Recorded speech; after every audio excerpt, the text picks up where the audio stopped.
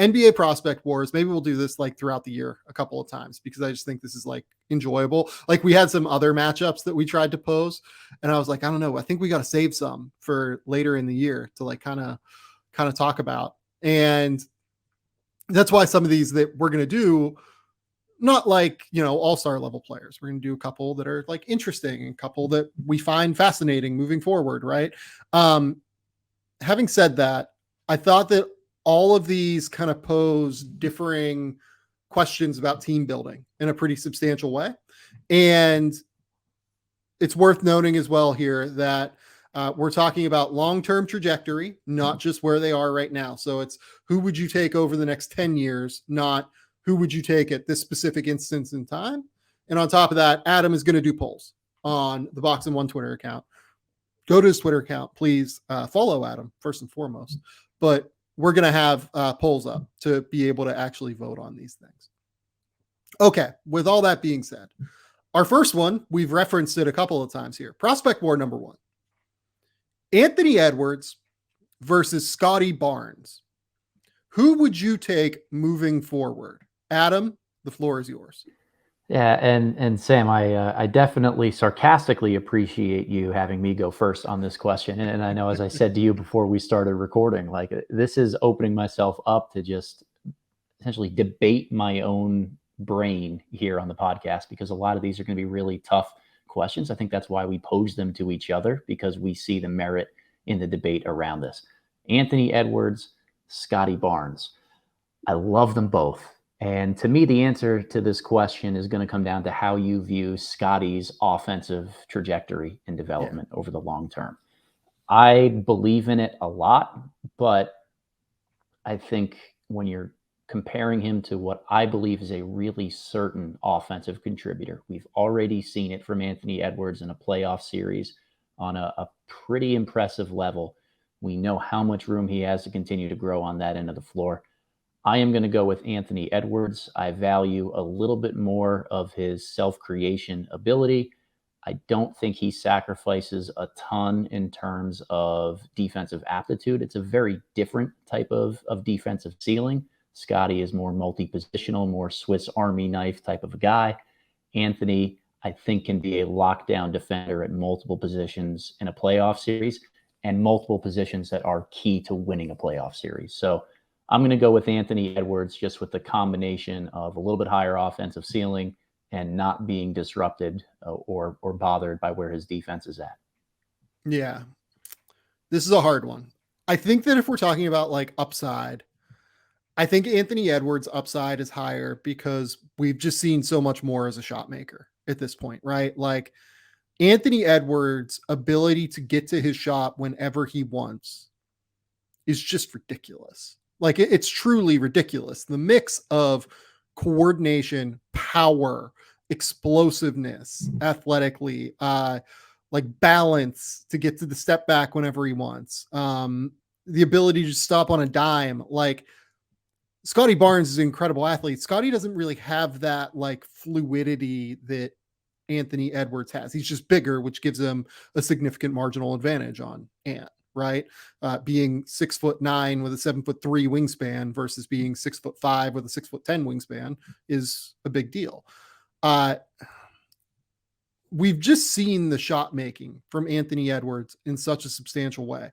Like with Scottie Barnes's jumper was drastically better. And I think we talked about this on the Eastern Conference win losses, over under win losses with Robbie Calland that we did. Scottie Barnes, for all of the talk about how much better his jump shot was last year, he still shot about 30% from three and shot 39% from between 10 and 23 feet last year. It's still a work in progress in a substantial way, even though it was much better and much more ready than what we saw. That makes it a little bit tricky when trying to evaluate where his game goes moving forward. I really like Scottie.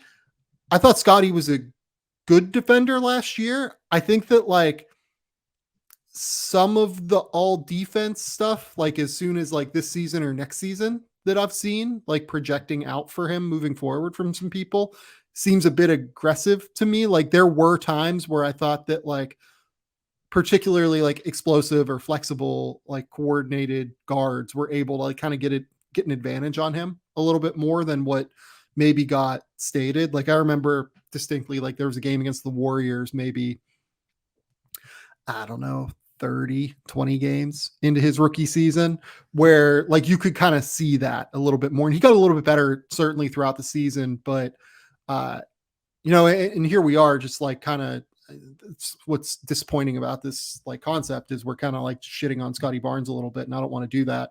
Scottie is like an incredibly versatile chess piece where like, I think that if you made me pick who out of these two guys has the best like median outcome, like, I think I would take Scottie because like Scottie's versatility, his flexibility positionally, like you might be able to play him at the 3, you might be able to play him at the 5.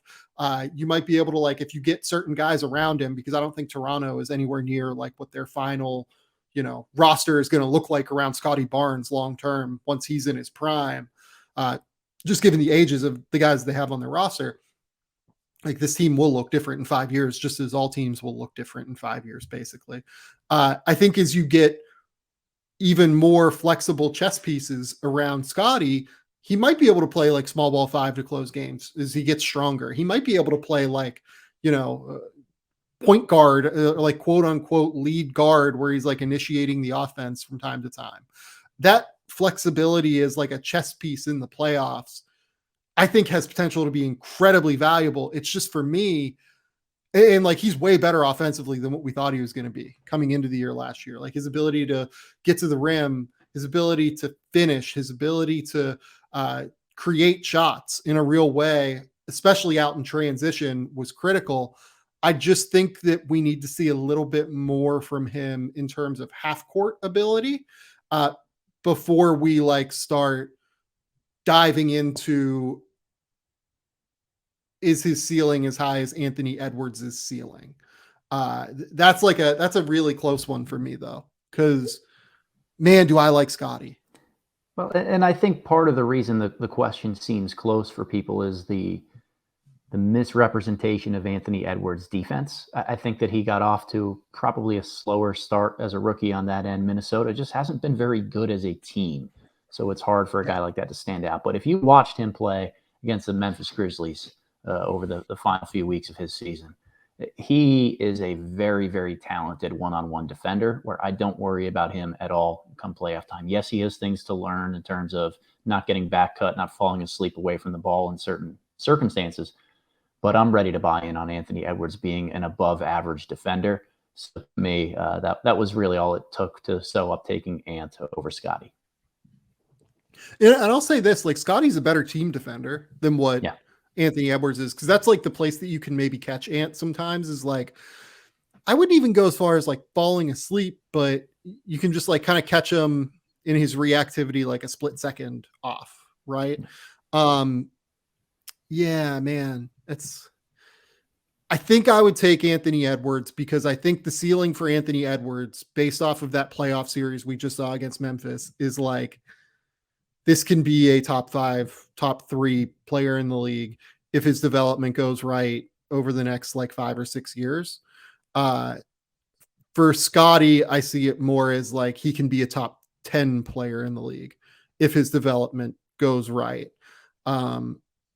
I don't know. Am I wrong about that? Am I like too high on Anthony Edwards? Like thinking that can be his, because like think about who's in the league right now, like Luka Doncic, Nikola Jokic. There are so many good young players, obviously, that we're going to continue to talk about. Like, is that too high for Anthony Edwards? Like, Ja Morant is incredible. I mean, you can just like kind of go up and down the list, right? Yeah, I don't think in terms of highest level outcome, it's definitely not too high to be talking about. Scottie, to me, I think he does have a really, really high level upside to him, but he's he's a little bit stiff in some ways in the way that he moves. Like I often think of him as a miniature Giannis who can only move in right angles. Like to me, that's Scottie Barnes, where his hips, like something to it is just a little bit square in some ways. That the idealized version of him has that versatility, has that dominance, But like you said, the offense in the half court is just not quite there to a point where you can safely project that that's where it's going to be. Yeah, I think I agree.